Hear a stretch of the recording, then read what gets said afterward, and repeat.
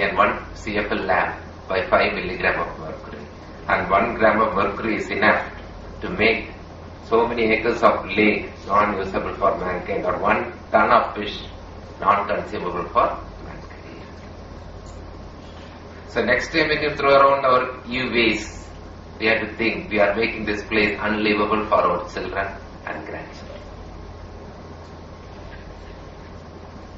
So then, because of this same, we ignored many aspects in technology, and as a result we are in trouble and we need to act.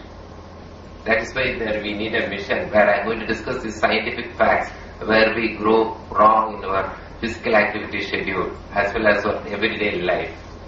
So that we need to change for a heart healthy, stroke free, sugar controlled nation at least by 2020. So I am giving a long time for you to implement it in your society, in your house, in our society and in our house. At present, we are sugar coated because we are now the diabetic capital for India. Indian Council of Medical Research published this atlas 2 years back, 3 years back actually. And you can see Kerala stands highest with 1 in 5 above the age of 20 years being a diabetic. If you look at the age-adjusted mortality due to cardiovascular diseases, we are twice that of a same-aged person in the United States and thrice as of a same-aged person in Japan. So we are in trouble and we need this mission. So when I tell you Mission 2020, something which comes to your mind is the 2020 cricket, isn't it? Yes, the essence is same. Why 2020 cricket was evolved was simply because it is the first 20 overs which decides a match in every cricket. And recognition of this led to this 2020 cricket. That is the golden rule, is do well in the first 20 overs. The mission also I am giving to you is very simple. If you cultivate a heart healthy lifestyle in the first 20 years, whether it is 50 years or 100 years, there is no looking back. That's why, in order to reach at least by 2020 to provide this for our children, we term this the Mission 2020. So then when man landed on the moon, the heart disease capital for the world was Finland. By collective action from the society and by the doctors, they converted this poultry farming into berry cultivation and organic farm. They did a lot of community efforts, and when they last published their outcome in 2010, they have reduced heart attack and stroke mortality by 80%. So this is something possible, and they have reduced the prevalence of diabetes.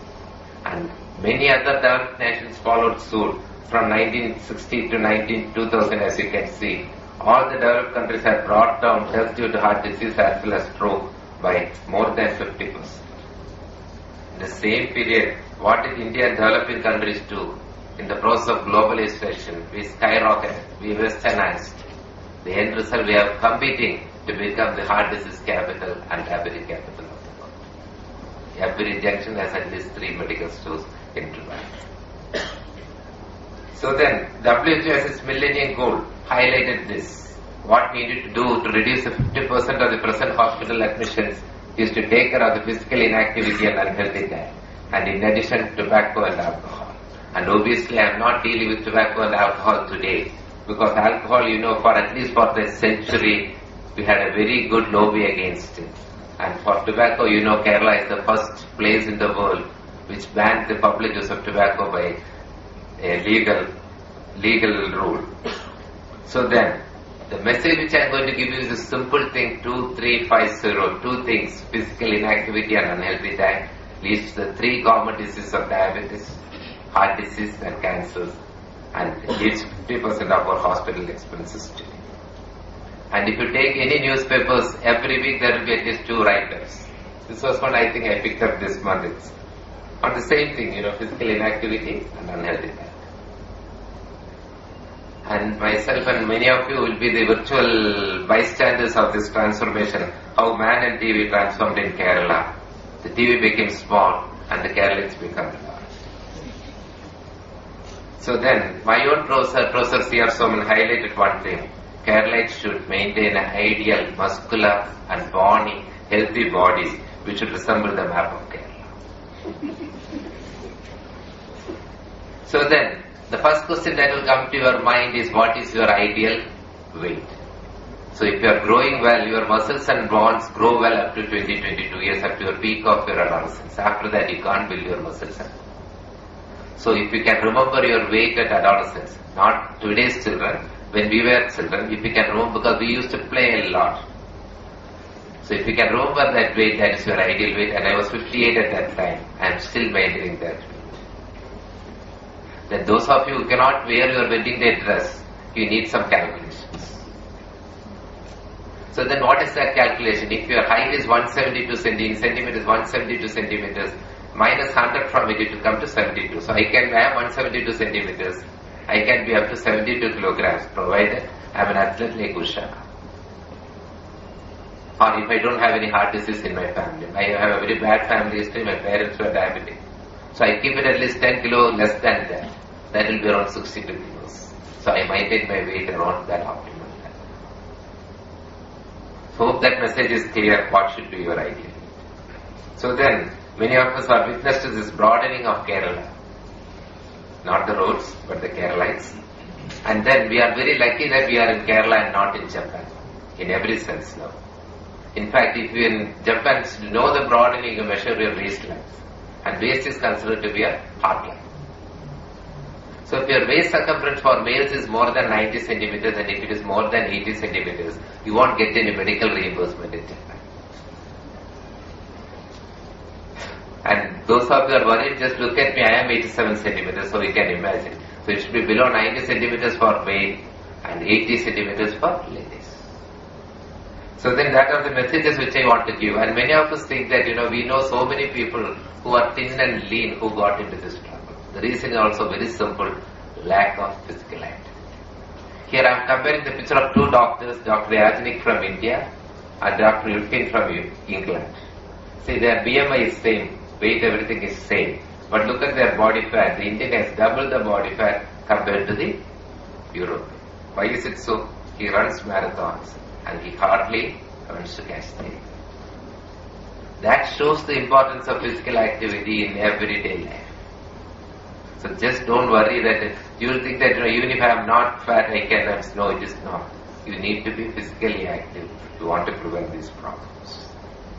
And now we'll show how Kerala transformed. All jobs needing heavy exertion has been taken over by machines. All jobs needing moderate exertion also taken over by machines. The household jobs, the machines took over. And now you won't even see a lady going to deliver because she don't have any muscle power to deliver the baby. She finally ends up in a cesarean section. So then, many of us used to cycle, but now we prefer to travel in a two-wheeler. And the place where I live, there were 3 cycle shops. One transformed into a bakery, the other transformed into a fast food shop, and naturally a third one had to become a medical store. And as a child I used to play and swim. But now Keralites either sit in front of the TV or move along like a snake. And this is the oldest school in Kerala, the school where I studied. Started in 1876. And it has given birth to so many Santosh Trophy players, including Mr. Appukuttan, who won the Santosh Trophy for Kerala. Now that ground there is no ball being played. It is the parking space for the nearby festival halls. So then this is how we have transformed. You may like to dress like a cowboy, but it is good for a cold country. See, if you put a hat on your head, it hinders you from becoming physically active. 60 to 70% of your heat is radiated from your head. That is why God has given you an insulation there in the form of hair. Rest of the body you don't have hair because it is the fat which insulates you. So that you don't lose heat to your environment. So then you are in a cold country, you can dress up like this. But if you are in Kerala, you should be preferably well ventilated. If you want to be physically active. If I stand in front of you like this, I will need a hall like this, a Travancore hall, where it is fully air conditioned, so I can be comfortable. Otherwise don't do this because this is my ventilator where I throw away my hot air. So you got the message, I suppose.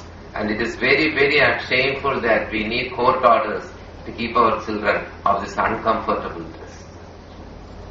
Because that's the time they have to be more physically active and build their bond. See all the sportsmen you see, they dress very lightly and preferably they will shave their hair so that they get the best sports performance. Because when you exercise, you generate a lot of heat. That has to be radiated and lost. Otherwise, you will sweat like anything and sink in your own sweat. And unfortunately, we dress so uncomfortably. It's a LKG child being pushed into LKG class with a tie in her neck. And many of you, I'm sure, we have very good relation with the schools. You'll have good relation with the official. This is something which we used to say we don't want it because our children don't sit in the AC class. They have to be physically active. That's the time they have to build their muscles and bones. So then, this is not the corporate schools. The Kerala government schools, Kerala government did a study. 80% of the school children and school boys and 90% of the school girls could not do 5-minute exercise. For the last 3 years, this is the outcome of our academic pressure and the way we rear our children. And look at the blood pressure. We did from Amrita Institute from Ernakulam. We studied about 18,000 school children, looked at their blood pressure. Kerala children had the highest blood pressure compared to the rest of the world. And Kerala girls scored the highest. And their blood pressure peaked at adolescence because after adolescence the Kerala girls refused to come out and play.